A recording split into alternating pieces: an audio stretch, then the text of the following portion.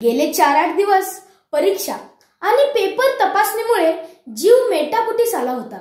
निवांत बसायला वेळच मिळाला नव्हता. त्यामुळे आजची दुपार झोपून काढायची ठरवूनच आडवा झालो. तेवढ्यात बाहेरून हाक आली, मास्तर, ओ मास्तर, मास्तर, ओ मास्तर, मास्तर आहेत का? मास्तर, ओ मास्तर. जंगलात हाके घालावेत तसे बाहेरून कोणीतरी मला हाक मारत होते. मी दचकून उठलो, जागा झालो आणि आहे आहे असं म्हणालो. तरी पण बाहेरून मास्तर, ओ मास्तर हाका चालूच होत्या. समोर बघतो तर एक अनोळखी माणूस दारात उभा होता. भला दांडगा काळा करंद गडी, कानाला लागणारी एक काठी घेऊन दारात उभा होता. त्याचा चेहराही निराळच होता. तोंड कतकुलच्या कतकुल होतं.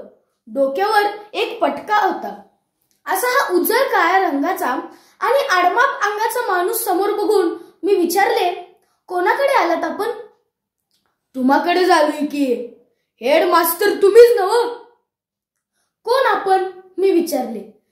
मी बंडाचा बा. मी त्यांना आत या म्हटले. आत येऊन बसल्यावर मी त्यांना विचारले, आमच्या शाळेत बंडा खूप आहेत, त्यातला आपला कोण म्हणता? अहो बंडा कोळी. कोणत्या वर्गात होता तो? आता काय करावं? अहो 8वीतला बंडा. हा हा हा हा असं करून मी ओळख दाखवली आणि त्यांना काय काम आहे हे विचारलं. तक्रार घेऊन आलोय. आणि कशाला यावं? काय तक्रार आहे बोला. आता काय बोलायचं ते तुम्हाला ठाव आहेच की. आता मात्र पंचायत झाली. सांगा आपली काय तक्रार आहे. बोलल्याशिवाय कळणार तरी कसं? आता आणि काय बोला. पोराला वर ढकला. काय? पोराला वर ढकला. आता ऐकून गोष्ट ध्यानात आली. 8वीत नापास झालेला बंडा कोळी नीट डोळ्यासमोर आला. त्याच्या पालकाचेही नाव आठवले. मी म्हणालो, त्याचे असे आहे सुब्राव, आपला मुलगा नापास झाला आहे. मला मध्येच अडवून सुब्राव म्हणाले, ते कळते म्हणूनच इथं आलोय की. पण आता इथे येऊन तरी काय उपयोग? आधी ठाव असतं तर आधी आलो असतो.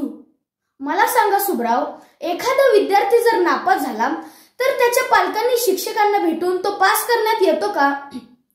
मला सांगा मास्तर, निकाल लावला कोणी? तुम्हीच लावला नव्हता का गावातलं दुसरं कोण आलतं निकाल लावाय? अहो निकाल आम्ही लावला हे खरंय, पण आपला मुलगा नापास झाला, याला आम्ही तरी काय करणार? जसा नापास केला तसा फास करा. हाय काय आणि नाही काय. सुब्रावने काढलेली तोड त्याच्या दृष्टीने सोपी होती, पण आमच्या दृष्टीने कठीण. मी त्यांना म्हणालो, आपला मुलगा 4 विषयात नापास झाला आहे. झालाय म्हणजे तुम्ही केलाय म्हणून झालाय ना. पास करणं मी तुमच्याच हातात आणि नापास करणं मी तुमच्याच हातात. दोन्ही गोष्टी तुमच्याच हातात आहेत की मास्तर. त्यांना समजून देण्यासाठी मी विषयाची दुसरी बाजू मांडू लागलो.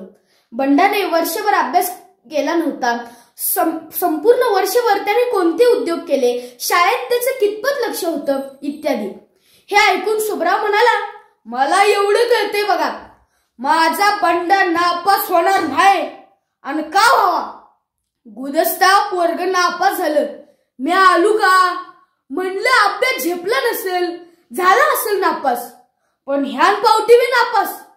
एकच अभ्यास 2 साल करून माझं पोरग नापास होते आणि बाकीची पोरं वर्षात अभ्यास करून पुढे जातात. यो हिशोब बरोबर आहे का सांगा मास्तर? कोण कुणाला मुद्दाम नापास करतो का? या माझ्या बोलण्याने सुब्राव आणखी डिवचला गेला आणि म्हणाला, मुद्दाम नापास केलंय असंच म्हणायला पाहिजे की. का? आमचं काय वैर आहे होय बंडाशी? वैराचा कुठं प्रश्न येतो मास्तर? अहो गरीबाला वालीच नाही. आता गरिबीचा आणि याचा काय संबंध? मग नापास करण्याचा बी काय संबंध? याला नापास केला तर कोण विचारणार नाही तुम्हाला तर माहीतच आहे की. सुब्रावांचा युक्तिवाद पाहून मी चाटच पडलो आणि समजून देण्यासाठी एक उदाहरण देऊ लागलो.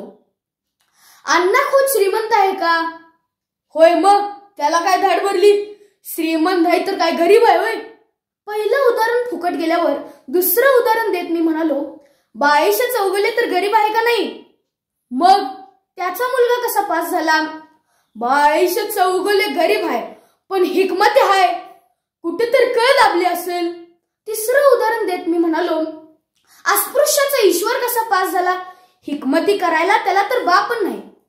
त्याला बा नाही हे कबूल, पण त्याची आई आहे की खंबीर, कुठेतरी किल्ली फिरवली असेल. तिन्ही उदाहरणं पालती पडल्यावर चौथं उदाहरण देऊन काही उपयोग नव्हता, म्हणून मी शांत राहिलो. तसं सुब्राव मला उदाहरण देऊ लागला. आबा कुलकर्णीचा मुलगा पास झाला की नाही? होय. चिमा साहेबांचं साहेबराव पास झाले की नाही?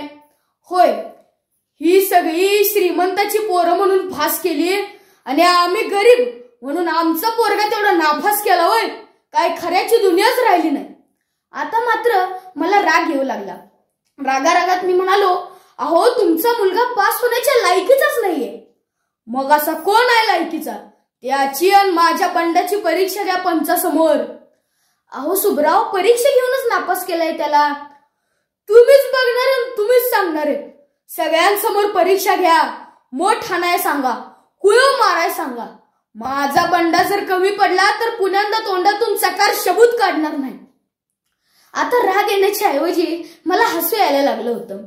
हसू आवरत मी म्हणालो, अहो सुब्राव, शाळेतल्या अभ्यासाचा आणि तुम्ही म्हणता त्या शेतीच्या कामांचा संबंध लावता तरी कसा? अहो इद्या एकच की, काम कोणतं का असना. जो गडी एका कामात हुशार असतो तो समध्या कामात हुशार असतोच की. आता मात्र माझी परिस्थिती बिकट होऊ लागली होती. इतके हुशार बापाचा पोरगा इतका अडाणी कसा राहिला याचा मी विचार करू लागलो. तेवढ्यात सुब्राव म्हणाला, पोराला वर ढकलून मोकळं व्हा मास्तर. ओ मास्तर. मी म्हणालो, हे काही शक्य नाही. पोराला वरच्या येत ते ढकलायचा त्याने लकडाच लावला होता. सर्व गोष्टी माझ्याच हातात आहेत असं समजून तो बोलत होता. हे शक्य नाही हे सांगून मी दमलो. त्यानंतर सुब्राव म्हणाला, काही खऱ्याची दुनियाच राहिली नाही, गरीबाला वालीच नाही. अहो लुगडं नेसणारे पोरी पास करता आणि माझं गंड पोरग नापास केलं. होय, काय न्यायच राहिला नाही. मग तुम्हाला जिथून न्याय मिळवायचाय तिकडे जा. कुठे जाणार? जगात काय न्याय राहिलाय? होय. सुब्राव आता जगावर घसरायला लागला होता. मास्तर, आता जगाचं काय घेऊन बसला? तुम्ही पोराला वरती ढकलताय का नाही? ते शक्य नाही सुब्राव. बर, तुमची मर्जी. मी आधी काय गप बसणार नाही. काय करणार? ग्रामपंचायतीत जाऊन तुमची तक्रार करतो.